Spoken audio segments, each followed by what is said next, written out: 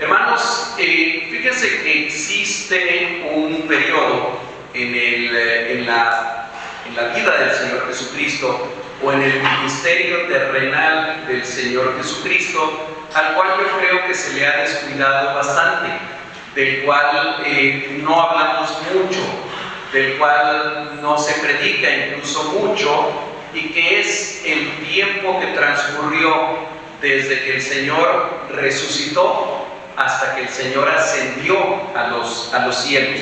Es un periodo lleno de riqueza espiritual, lleno de significado teológico, y sin embargo acerca del cual no se habla mucho, no se predica mucho. Yo encontré por ahí un autor, es un teólogo alemán, luterano, ya murió. Él vivió finales del siglo XIX y algunos años del siglo XX, murió por ahí de los años 50 del siglo pasado, Reinhold Niebuhr. Y este hermano escribió bastante y estudió bastante sobre este periodo en el ministerio de Jesús, al cual él le llamó el Evangelio de los 40 días. Se me hizo muy interesante y se me hizo muy apropiado el nombre que le puso en alguno de sus escritos. Y bueno, debido a que nos estamos acercando a una fecha del año en el cual también en la mayoría de las iglesias cristianas evangélicas no le hacemos ningún caso a las fechas que ahorita voy a mencionar, pero creo que son importantes. Fíjense que el domingo 1 de junio es una fecha bien importante. Bueno, este año cayó el domingo 1 de junio, porque es la fecha en la que con bastante certeza podemos saber que el Señor Jesucristo ascendió a los cielos. ¿Sí? Se conoce así como la ascensión del Señor Jesucristo, y no es una fecha a la que le demos mucha importancia. Casi siempre hablamos mucho de la Semana Santa, de la entrada triunfal a Jerusalén, de la resurrección del Señor Jesucristo, pero poco de su ascensión. El domingo 1 de junio, acuérdense, vamos a estar conmemorando esa fecha, y el siguiente domingo hay otra fecha que también la pasamos generalmente por alto. Es más, hasta nuestros hermanos de las iglesias pentecostales generalmente pasan por alto esta fecha, y es el domingo de Pentecostés.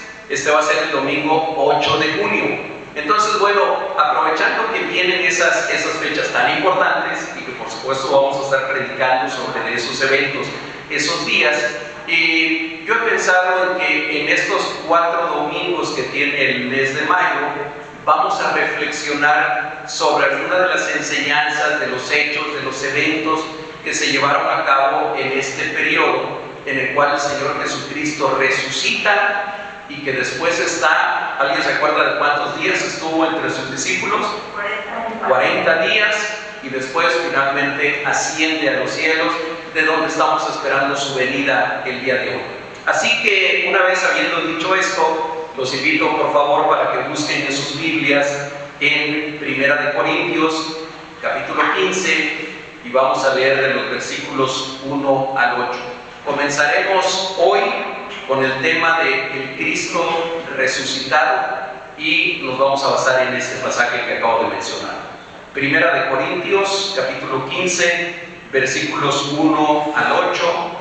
Una vez que lo encuentren, les pido que se pongan de pie. Vamos a hacer la lectura todos juntos, y después de esto vamos a orar.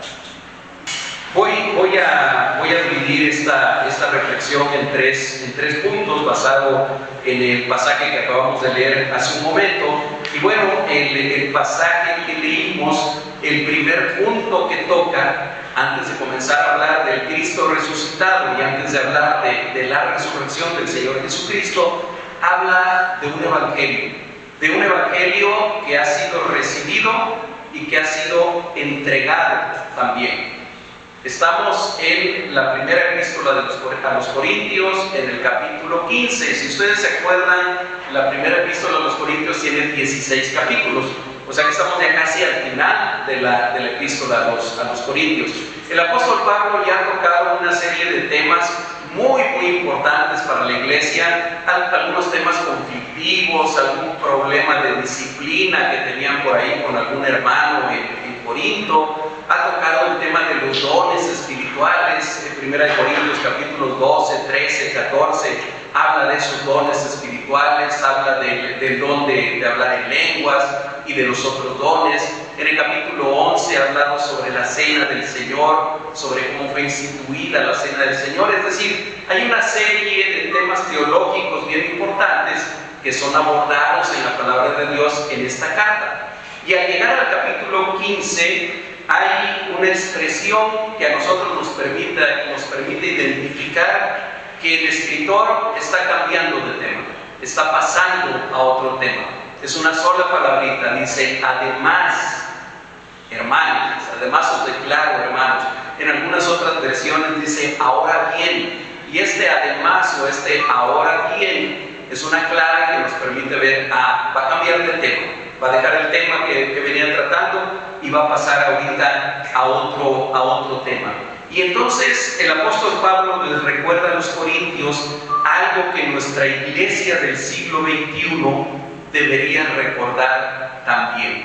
Y esto es que el mismo evangelio que hemos recibido es el mismo evangelio que nosotros debemos entregar a otros. Hermanos, el mensaje del evangelio no ha cambiado en los últimos 2000 años y seguramente que no va a cambiar en todos los siglos que vengan de aquí en adelante y en toda la eternidad. Si nosotros consideramos que una generación de seres humanos dura más o menos 25 o 30 años, cuando somos 30 años mayor que otra persona, ya podemos decir que somos de dos generaciones diferentes. Bueno, si calculamos que una generación dura entre 25 y 30 años, podemos calcular fácilmente que en los últimos 2000 años han pasado unas 70 u 80 generaciones. No son tantas, cuando hablamos que son 2000 años, estamos hablando de 70 o 80 generaciones más o menos, dependiendo de si consideramos cada 25 o cada 30 años. Y a través de esas 70 o 80 generaciones ha habido hombres y mujeres fieles que se han encargado de pasar el evangelio de una generación a la siguiente generación. Así que, aunque a lo mejor en este momento estamos representados aquí, tal vez por lo menos 2 generaciones, a lo mejor 3 generaciones, incluimos a Ethan, bien, cada uno de nosotros tiene la responsabilidad delante del Señor de transmitir el evangelio de Jesucristo de una manera fiel, sin adulterarlo, sin modificarlo, sin cambiarlo. Eso es lo que venían haciendo lo que comenzaron a hacer los apóstoles y lo que siguieron haciendo miles o millones de hombres y mujeres a lo largo de estas 70 u 80 generaciones. Hoy nos toca a nosotros, hoy nos toca a ustedes y a mí pasar la estafeta, pasar la verdad del evangelio a la siguiente generación y pasarla con fidelidad y pasarla con certeza. Miren, este punto es tan importante. De hecho, los 4 primeros versículos del pasaje que leímos hace un momento, y antes de comenzar el tema de la resurrección, Pablo se dedica a establecer este principio o esta verdad, y les decía, es tan importante que en otra de sus cartas, Gálatas capítulo 1, versículo 8, el apóstol Pablo dice: mas si aún nosotros o un ángel del cielo os anunciare otro evangelio diferente del que os hemos anunciado, sea anatema. Fíjense que él se incluye por si las dudas y les dice a los hermanos de Galacia, a los Gálatas, les dice: si aún nosotros u otra persona u otro predicador, es más, si un ángel del cielo viniera y les diera otro evangelio diferente de este evangelio, diferente del que os hemos anunciado, dice Pablo, sea anatema, sea maldito. Eso quiere decir la palabra anatema. En el versículo 2, en la frase que en la traducción Reina Valera 1970 se traduce como: si retenéis la palabra. Déjenme leer otra vez estos versículos para que no se me pierdan. Dice, estamos en 1 Corintios 15, versículo 1: además os declaro, hermanos, el evangelio que os he predicado, el cual también recibisteis, en el cual también perseveráis. Versículo 2, por el cual asimismo, si retenéis la palabra que os he predicado, sois salvos, si no creísteis en vano. Bueno, esta expresión, si retenéis la palabra, literalmente en el griego se podía entender como si se aferran a la palabra. Este verbo es traducido como retener, de una manera más literal, significa aferrarse. Y creo que todos entendemos lo que es aferrarse, ¿verdad? Cuando agarramos algo firmemente, nos aferramos a algo. A mí la expresión o el significado de ese verbo me da la idea o me recuerda lo que seguramente pasa con los marinos cuando están en medio del mar y los sorprende una tormenta, algo así como la tromba que nos cayó ayer en el Parque Juárez. No quiero ni imaginarme cómo será recibir algo así en alta mar, debe ser 20 veces peor. Y entonces, cuando la nave es zarandeada para todos lados, ellos tienen que aferrarse de algo, ¿verdad? Tienen que aferrarse a lo mejor del mástil del barco, si es un velero, o de algún barandal o de algo, pero no se agarran así suavemente, se aferran. Bueno, esa es la expresión que está tratando de transmitir aquí la Escritura. Dice, si ustedes se aferran, si ustedes retienen la palabra que se ha predicado. Hermanos, a lo mejor nosotros no somos marineros y estamos en medio de una tormenta, pero créanme que vivimos en un mundo que está totalmente atacado y que totalmente está sufriendo de manera constante tormentas ideológicas, tormentas de ideas, de enseñanzas. Somos atacados los creyentes en Jesucristo continuamente. Yo les diría, somos bombardeados continuamente por una serie de doctrinas, de enseñanzas, de opiniones que fácilmente hacen que nos soltemos de la verdad. Que si nosotros no estamos aferrados de esa verdad, fácilmente nos soltamos y somos llevados por las olas y somos llevados a algún otro lugar. Así que nosotros somos animados en esta palabra, en esta parte de la Escritura, no solo a recibir y creer en el Evangelio, sino a permanecer aferrados a él, de la misma manera que lo haríamos si estuviéramos en medio de una tormenta. Ahora, ¿qué evangelio es este? ¿De qué evangelio está hablando Pablo? ¿A qué se está refiriendo cuando dice que el evangelio en el cual ustedes perseveran, el evangelio que les ha sido predicado, en el cual ustedes deben de permanecer, en el cual deben de retener? Bueno, creo que los versículos 3 y 4 son una declaración así bien concisa y bien resumida de lo que es el evangelio. Si ustedes quieren tener un resumen de qué es el evangelio, bueno, versículos 3 y 4, apréndanselo de memoria y ya tendrán el evangelio ahí de una manera resumida. Dice el versículo 3, porque primeramente os he enseñado lo que asimismo recibí. Ojo, Pablo está diciendo que él enseña lo que él recibió.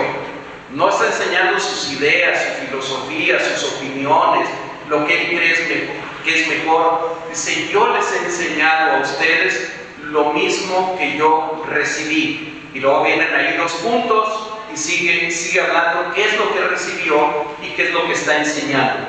Que Cristo murió por nuestros pecados conforme a la Escritura, y que fue sepultado y que resucitó al tercer día conforme a las Escrituras.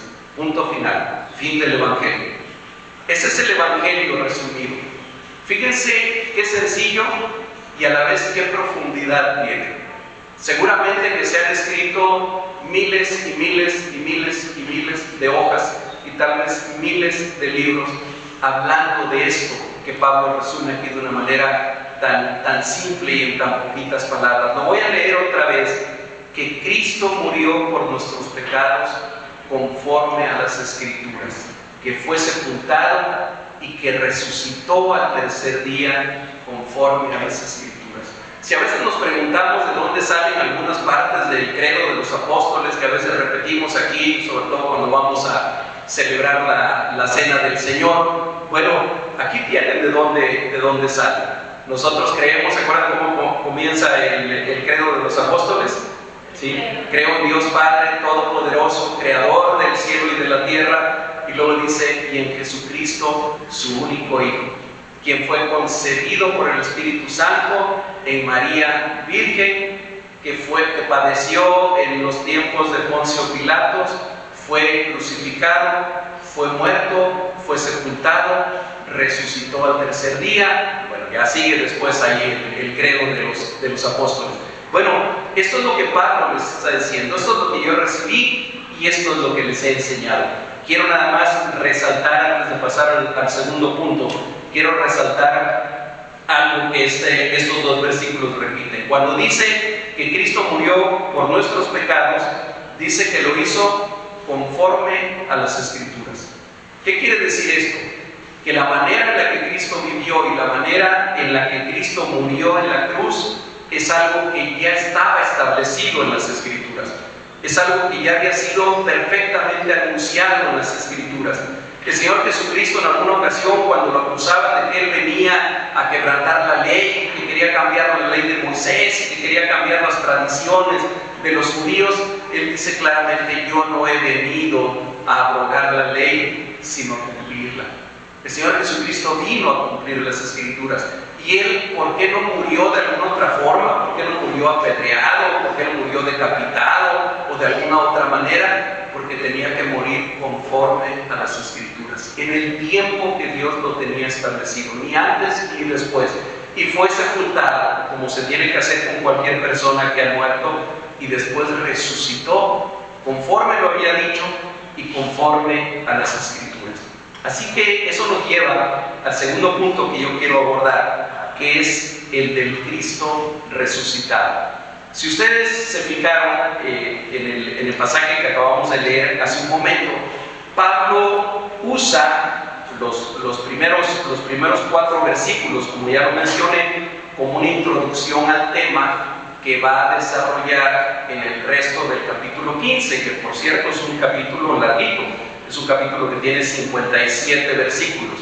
Y en esos 57 versículos, Pablo va a desarrollar 2 temas. Uno, que Jesús resucitó, y el otro, que nosotros también vamos a resucitar. Básicamente de eso habla el capítulo 5. Yo hoy me voy a referir nada más al primero de esos puntos, a la resurrección de Jesucristo. De acuerdo con los relatos de los evangelios, en el Evangelio de Juan y en el Evangelio de Marcos, de acuerdo con lo que relatan estos escritores, el Señor Jesucristo resucitado se apareció por primera vez ¿a quién? ¿Alguien se acuerda de a quién se apareció? A María Magdalena, ¿verdad? De acuerdo con Juan 26 y Marcos 16:9, la primera persona que vio al Cristo resucitado fue María Magdalena. Y de acuerdo con Mateo 28 del 1 al 10, nos dice que fue María Magdalena y otra María. No nos dice Mateo quién es esa otra María. Y finalmente en el Evangelio de Lucas 24:10, nos dice que se apareció a María Magdalena, a Juana, a María, madre de Jacobo, y a otras mujeres con ellas. Miren, los 4 evangelios coinciden en que fue a mujeres a quienes se apareció primero el Señor, y los 4 también, Mateo, Marcos, Lucas y Juan, incluyen a María Magdalena en esa lista, aunque algunos de ellos hablan de otras mujeres. Sin embargo, si ustedes se fijaron en el pasaje que leímos hace un momento, Pablo no las menciona. No menciona a María Magdalena, no menciona a Juana, no menciona a la otra María. Eso es algo que no es muy difícil de entender, no es muy difícil de deducir el por qué no las menciona. Hermanas, hace 20 siglos las mujeres no tenían la misma relevancia, la misma importancia, ni los mismos derechos que bendito sea Dios y tienen hoy en el siglo XXI. Hace 20 siglos el testimonio de una mujer, incluso en un juicio, no contaba, no valía. Si había algún juicio, incluso no hablo solamente de la cultura hebrea o de la cultura romana también, no podían llevar como testigos a una mujer, porque no eran confiables. Ahora, si esa mujer, como es el caso de María Magdalena, además no tenía buena fama, era considerada como pecadora, por lo menos encontramos un pasaje de los evangelios en los que se dice cuando ella enjuga y unge los pies del Señor Jesucristo, alguien por ahí dice, si este fuera el Hijo de Dios, si este fuera el Mesías, sabría que esta mujer que lo está tocando es una pecadora. Y además, encima de eso, por ahí le habían expulsado 7 demonios, seguramente el Señor Jesucristo. Entonces, no tenía muy buena reputación la hermana María Magdalena. Entonces podemos entender el por qué Pablo en esta carta a los Corintios no menciona esa aparición. Sin embargo, es interesante que en los versículos 5 al 8 que ya leímos, Pablo menciona 4 veces la palabra apareció. Literalmente es una palabra que quiere decir fue visto. Después de haber resucitado, 4 veces nos dice, 4 veces hace este énfasis de que Él apareció. ¿En qué creen ustedes que esté queriendo hacer énfasis Pablo? ¿En qué creen ustedes que esté queriendo resaltar al decir 4 veces solamente en esos versículos, apareció, y apareció, y apareció, y apareció? ¿Qué lo vieron? ¿Sí? A la resurrección del Señor Jesucristo, pero a una resurrección que fue verificada, que tuvo muchos testigos, que no es solamente que María Magdalena, que Juana y que la otra María y que las demás mujeres lo vieron, sino que hubo muchísimos testigos. Y por eso es que hace este énfasis. El primer testigo mencionado en este relato de Pablo es un tal Cefas. ¿Quién es ese Cefas? Pedro, ¿verdad? ¿Por qué creen ustedes que Pablo no dice Pedro y usa la palabra Cefas? Bueno, se podrían hacer muchas deducciones, ¿sí? ¿Por qué? Sí. No quiero hacer sí. Porque al principio no creía que había resucitado Jesús. Ok. O sea, porque corrió a ver si era cierto y pues no le creyó a María. Ok, no creyó además, no creyó cuando le dijeron, pero creo que hay otra razón también por el que usa el nombre Cefas, es un nombre en arameo, que quiere decir exactamente lo mismo que Pedro en griego, es decir, piedra o piedra, básicamente es lo que quiere decir la palabra, Cefas en arameo. ¿Por qué Pablo usa ese nombre en arameo? Bueno, muy probablemente porque él quiere hacer énfasis en que el primero que él menciona que se le apareció era alguien casi en su familia, era alguien muy cercano a él, era alguien que hablaba arameo también, como hablaban arameo todos en la región de Galilea, que fue donde nació el Señor Jesucristo. Entonces probablemente para resaltar esto menciona primero a Pedro, pero no lo menciona con ese sobrenombre, sino se refiere a él como Cefas. En segundo lugar, menciona que se le apareció a los 12, refiriéndose seguramente a todo el grupo de apóstoles. En tercer lugar, menciona que se le apareció a más de 500 hermanos a la vez y dice que de ellos muchos estaban todavía vivos y por lo tanto, ¿por qué menciona de estos todavía viven muchos y otros ya duermen? Como diciendo, si quieren ustedes, pregúntenles, están vivos todavía. De estos 500, la mayoría todavía están vivos.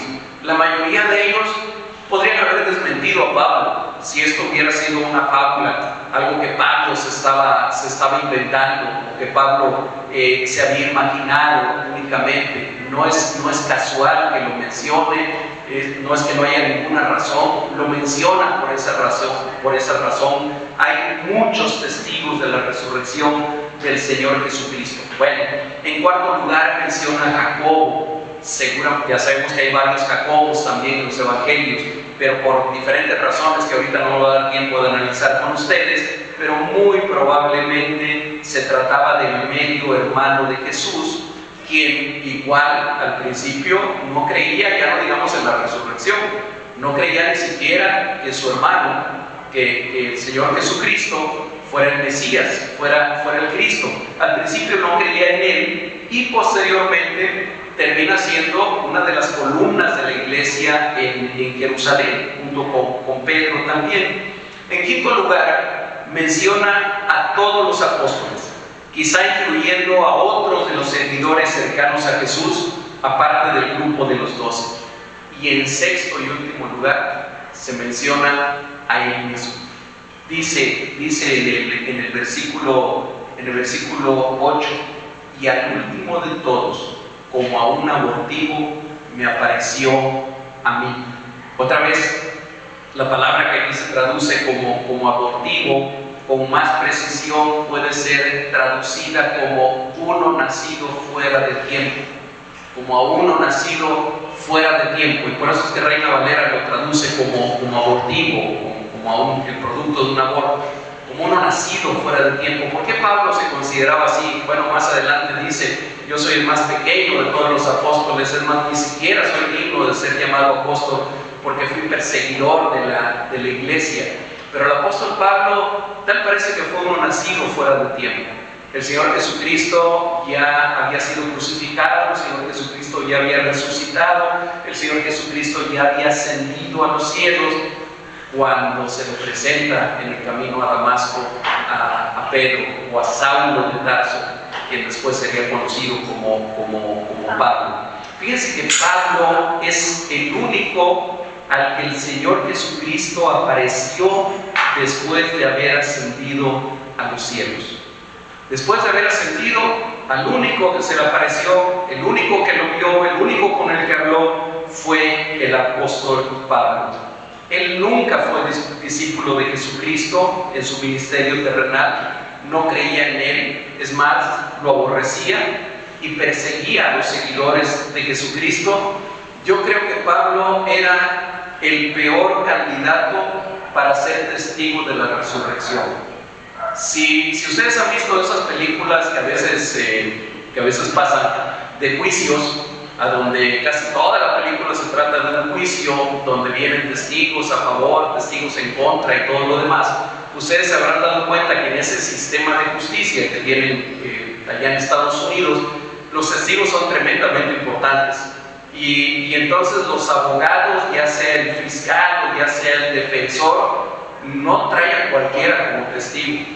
Escogen perfectamente bien a los testigos, porque se trata, bueno, si es para defender al acusado, se trata de que sea una persona que tenga buena reputación, que pueda hablar bien y que le conste algo, que sepa algo, para que el fiscal no le vaya a echar abajo el testimonio de su testigo. Bueno, si esto hubiera sido un juicio para tratar de demostrar que el Señor Jesucristo sí había resucitado, yo creo que Pablo era el peor candidato para ser testigo de la resurrección del Señor Jesucristo.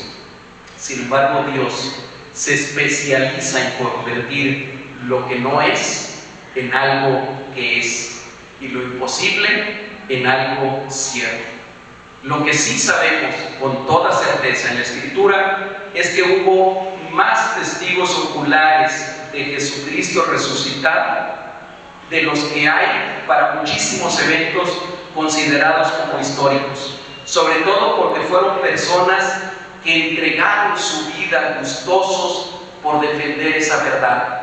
Puede ser que a alguien se le pueda ocurrir inventarse alguna fábula, inventarse algún cuento, y puede ser que a alguien más se le ocurra propagar esa leyenda, ese cuento, pero cuando el sostener esa historia, el sostener esa verdad te cuesta la vida, ya no es tan probable que alguien sostenga una mentira o que sostenga algo que no le consta. Sin embargo, en el caso de la iglesia primitiva, tenemos a miles y miles de hombres y mujeres que entregaron gustoso su vida, que fueron cantando al foso de los leones, que fueron cantando a donde iban a ser quemados, a donde iban a ser crucificados. Fueron alegres, fueron gozosos por algo que les constaba, por algo en lo que creían y de lo que estaban totalmente convencidos. Eso no se pudo haber dado si esto no hubiera sido una realidad. Y el último punto con el cual quiero concluir este mensaje, hermanos, no estoy concluyendo todavía, conste que es el último punto antes de concluir, ¿sí? El último punto que quiero abordar es el ministerio del resucitado. La resurrección de Jesucristo es, sin lugar a ninguna duda, el evento más importante del cristianismo. Sobre este hecho de la resurrección de Jesucristo se sostiene o se derrumba todo el cristianismo. Se sostiene o se derrumba toda la iglesia de Jesucristo. Sobre este hecho de la resurrección está fundamentado todo aquello en lo que nosotros creemos. Hace rato que les mencionaba yo del Evangelio resumido, bueno, lo último que dice de la resurrección, que Él resucitó conforme a las Escrituras, pero ese es el hecho más importante. Por eso es que el apóstol Pablo en esta carta a los Corintios afirma un poco más adelante de donde leímos el día de hoy, pero ustedes lo pueden ver en sus Biblias, en el versículo 14, dice: y si Cristo no resucitó, vana es entonces nuestra predicación, vana es también vuestra fe.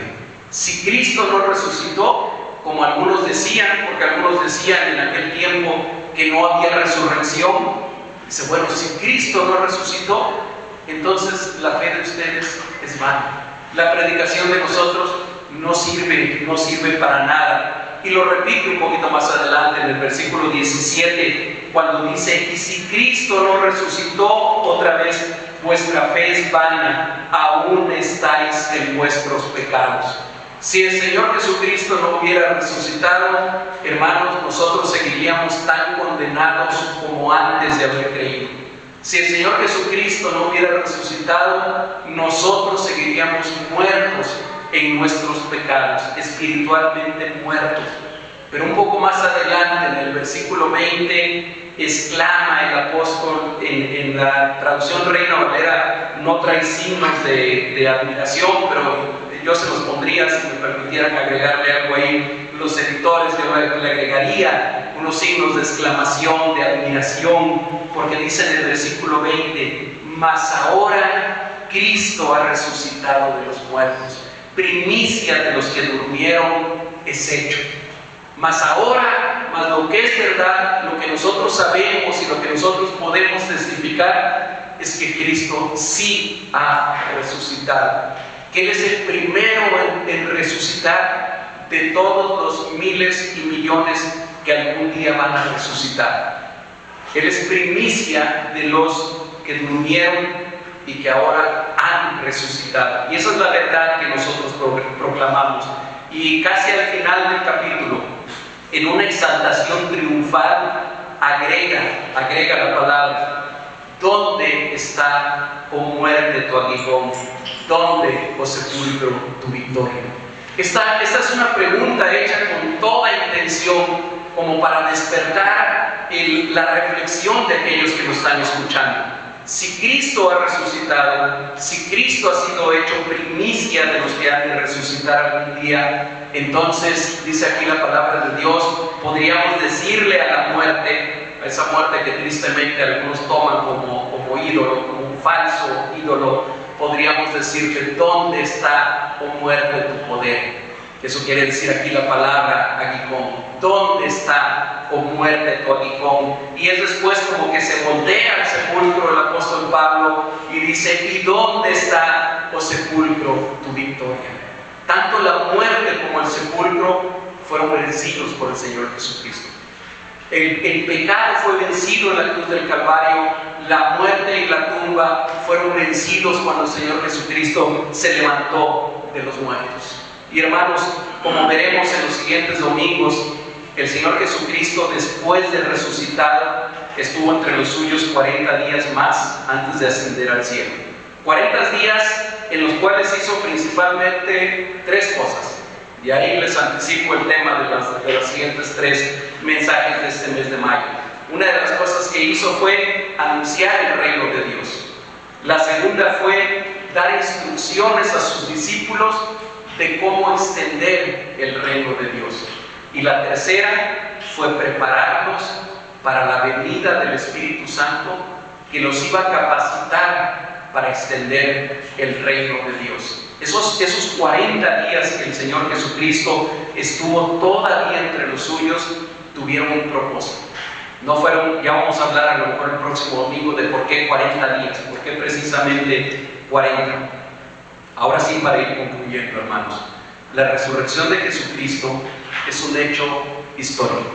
Tal vez más histórico que las conquistas de Alejandro Magno. Tal vez más histórico que el que haya existido de verdad alguien que le llamaron Aristóteles y que es súper conocido hasta la fecha después de más de 2000 años. Es más histórico, más histórica la resurrección del Señor Jesucristo que la fundación de Roma, por ejemplo. Hay más evidencias, hay más testigos, hay más evidencias documentales de que esto ocurrió, de las que hay de otros hechos que son considerados históricos sin lugar a dudas. Pero independientemente de su historicidad, es un hecho tan real que ha sido confirmado por el testimonio de miles y miles que han entregado gustosos sus vidas para defender esta verdad. Hermano, hermana, porque Cristo resucitó, porque sí resucitó, tú y yo podemos saber hoy que nuestra salvación está asegurada. Tú y yo podemos saber hoy que ya no estamos muertos en nuestros delitos y pecados. Si Él hizo lo que nadie creía, ni siquiera sus amigos, ni siquiera sus discípulos, absolutamente nadie creía que Él iba a resucitar. ¿Por qué Pedro y Juan salieron corriendo cuando les dijeron, a ver en la tumba, cuando las mujeres les dijeron que el Señor había resucitado? Porque no creían que iba a resucitar. Aun cuando el Señor se los había anunciado una y otra vez, ellos no creían. Si el Señor Jesucristo hizo lo que no creía absolutamente nadie y llevó a cabo aquel hecho que algunos estaban seguros que no iba a ocurrir, seguramente que nosotros podemos estar seguros el día de hoy, podemos estar totalmente convencidos de que hará todo lo que prometió, como que estaría con nosotros todos los días hasta el fin del mundo. Hermano, si no te has dado cuenta, el Señor Jesucristo está aquí. Si no te has dado cuenta, el Señor Jesucristo está junto de ti. El Señor Jesucristo está en medio de nosotros. Esa fue su promesa. Él dijo, y aquí yo estoy con vosotros todos los días hasta el fin del mundo. Él dijo en otra parte también, no los dejaré huérfanos. Me voy a ir, pero no los dejaré huérfanos. Voy a enviar otro consolador que estará no solamente con vosotros, sino que estará en vosotros. Así que nosotros podemos creer en todo eso porque Él resucitó, porque Él está vivo, porque Él vive hoy en nuestro corazón y vive en medio de nosotros. El saber que Jesús resucitó y sigue vivo el día de hoy, a mí me da también la certeza y me da la confianza de que mis seres amados, que han partido ya de este mundo y que lo han hecho teniendo a Jesucristo como su único Señor y Salvador, un día resucitarán también. Un día también se van a levantar de los muertos. El saber que Cristo resucitó y está vivo hoy, a mí me da la paz y me da la seguridad de saber que cuando llegue el día en que mis ojos se cierren, lo haré con la gozosa expectativa de que un día también mis oídos van a oír la trompeta sonar y también me levantaré con un cuerpo glorificado como el suyo para disfrutar para siempre de su presencia. Hermanos, no estamos difundiendo un mito, no estamos difundiendo una leyenda, estamos proclamando una verdad. Así que hagámoslo con la certeza de lo que estamos proclamando. El Señor Jesucristo vive, Él vive en nuestros corazones, Él está en medio de nosotros. Él físicamente está a la diestra del Padre en este momento, ascendió al cielo, está a la diestra del Padre, y así como dice en el libro de los Hechos, del cual vamos a hablar tal vez la próxima semana, cuando aquellos discípulos veían que el Señor subía hacia los cielos, dicen que unos hombres se presentaron delante de ellos, unos ángeles, y les dijeron que miran, que están mirando hacia arriba. Ese mismo Cristo que están viendo irse entre las nubes, así lo verán venir nuevamente. y porque Él resucitó, nosotros estamos seguros de que eso es cierto, que Él viene y que Él viene pronto. Oremos. Padre, gracias, bendito seas Dios, por esta palabra tuya que nos anima, por esta palabra tuya que nos edifica, por esta palabra tuya que nos llena de gozo. Gracias, Señor Jesús, porque sabemos que tú vives, porque tú resucitaste, porque tú te levantaste de en medio de los muertos. Y dice tu palabra que porque tú vives, nosotros también viviremos. Gracias porque en ningún momento nos dejaste huérfanos, porque tú dijiste, he aquí, yo estoy con vosotros todos los días hasta el fin del mundo, y el día de hoy podemos sentir claramente tu presencia en medio de nosotros. Gracias porque tu Santo Espíritu no solamente está junto de nosotros, sino que está en nosotros. Señor, te rogamos, te suplicamos por favor, que tú nos ayudes, como esta generación que nos ha tocado vivir en este tiempo, a transmitir este mensaje a las generaciones que siguen. Señor, que tengamos la fidelidad de transmitir tu evangelio tal y cual lo hemos recibido, tal y cual ha sido pasado a través de cientos y cientos de años hasta llegar a nosotros. Que no tratemos de mejorarlo, que no tratemos de adornarlo, que no tratemos de diluirlo para que se haga más amable, más creíble para aquellos que lo escuchan. Señor, que seamos fieles en transmitir tu mensaje, que seamos fieles, Señor, en transmitir la verdad de que tú vives el día de hoy. Úsanos como pueblo tuyo, úsanos como iglesia tuya para extender tu reino en esta tierra hasta que tú vengas, Señor. Gracias te damos en el nombre tuyo, Señor Jesucristo. Amén y amén.